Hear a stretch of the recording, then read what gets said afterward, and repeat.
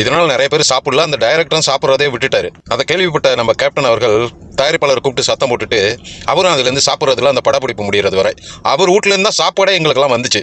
சாப்பாடு மட்டும் போட்டது இல்லாமல் கேப்டன் விஜயகாந்த் அவர்கள் எங்களோட உட்காந்து சாப்பிடுவார். அதே போல் கடும் கோபக்காரர், அதில் மறுக்க முடியாது.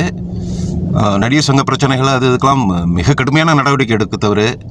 நெஞ்சத்தில் உன்னை வச்சு வஞ்சம் கொள்ளும் எண்ணம் உடையவர் இல்லை விஜயகாந்த் அவர்கள். அந்த நேரத்தில் பேசுவார், தப்புனா தப்பு அப்படின்னு பேசுவார்.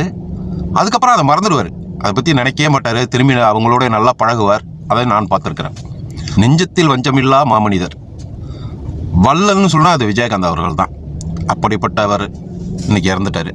மனசு வருத்தம். அப்படிப்பட்ட ஒரு மாமனிதரின் புகழும் ஓங்கட்டும். அவருக்காக அனைவரும் பிரார்த்தனை செய்வோம்.